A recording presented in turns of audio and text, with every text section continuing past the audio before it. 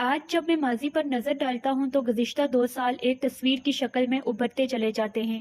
میں تصورات و خیالات کے طلوع و غروب میں بہت دور نکل جاتا ہوں۔ یہ یادیں میری زندگی کا سرمایہ اور میرے دل کے خزانے کی ایک عظیم پونجی ہیں۔ ان یادوں میں جب مجھے کالج کا آخری دن یاد آتا ہے تو دل میں آج بھی ایک تڑپ سی پیدا ہوتی ہے۔ وہ دن اس لیے اہم نہ تھا کہ وہ کالج میں میرا آخری دن تھا، بلکہ اس لیے بھی اہم تھا کہ اس کے بعد میں حسین و جمیل تصورات کی وادی سے نکل کر حقائق کی دنیا میں آیا تھا، اور حقیقت کی ایک ٹھوکر سے تصور کا سارا تانا بانا ٹوٹ گیا تھا، اور مجھے تب معلوم ہوا تھا کہ زندگی کی خیالی اور عملی شکل میں کیا فرق ہے۔ ہم ایک دن پہلے امتحان کے فارم پر کر کے دفتر کو دے چکے تھے۔ سال اول کے طلبہ نے سال دوم کے طلبہ کو چائے کی پارٹی پر مدعو کر رکھا تھا۔ اس تقریب میں ہمارے سبھی اساتذہ موجود تھے۔ محترم پرنسپل صاحب نے بھی شرکت کی۔ ہم سب ایک دوسرے کی طرف حسرت اور غم آلود جذبات کے ساتھ دیکھ رہے تھے، اور کچھ انہی جذبات کے ساتھ ہم ان کمروں کو دیکھ رہے تھے جہاں ہم علم و دانش کے موتیوں سے اپنا دامن برتے رہے ہیں۔ ان راہوں اور روشوں کو محبت بھری نگاہوں سے دیکھتے تھے، کیونکہ انسان جس جگہ رہتا ہے اسے وہاں کے انسانوں ہی سے نہیں بلکہ در و دیوار، شجر و حجر اور آثار تک سے ایک نوع کی محبت، کشش اور وابستگی پیدا ہو جایا کرتی ہے۔ انسان کی فطرت میں وابستگی کا بڑا دخل ہے۔ کچھ اس قسم کے جذبات نے ہمارے دل و دماغ کا احاطہ کیا ہوا تھا۔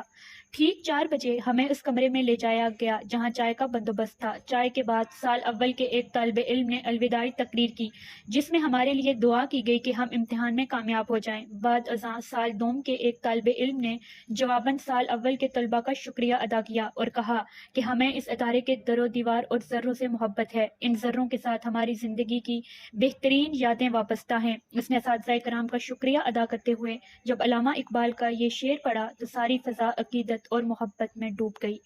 نفس سے جس کے کھلی میری آرزو کی کلی، بنایا جس کی مروت نے نکتہ دام مجھ کو۔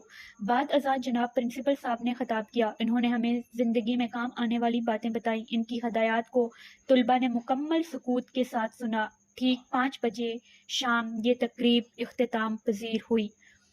میں جب وہاں سے گھر کی طرف روانہ ہوا تو دل مجھ کو کشاں کشاں پھر کالج کی عمارت کی طرف لے گیا۔ میں برآمدوں میں بغیر کسی مقصد کے گھوم رہا تھا۔ جب کالج یونین کا دفتر آیا، وہ سارے ہنگامے تازہ ہو گئے جو انتخابات کے زمانے میں ہوا کرتے تھے۔ جب میں پرنسپل صاحب کے دفتر اور سٹاف روم کے قریب سے گزرا تو 2 سال کا سارا نقشہ نگاہوں میں گھوم گیا کہ کیسے اساتذہ لیکچر دیتے تھے۔ ہم ان اساتذہ کے متعلق کیا کیا باتیں کیا کرتے تھے جن کا رویہ سخت تھا۔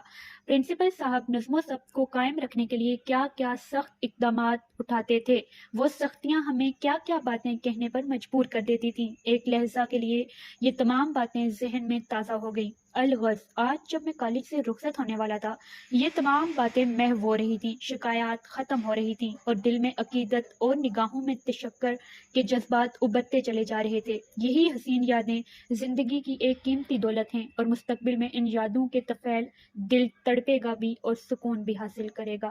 اجالے اپنی یادوں کے ہمارے ساتھ رہنے دو، نہ جانے کس گلی میں زندگی کی شام ہو جائے۔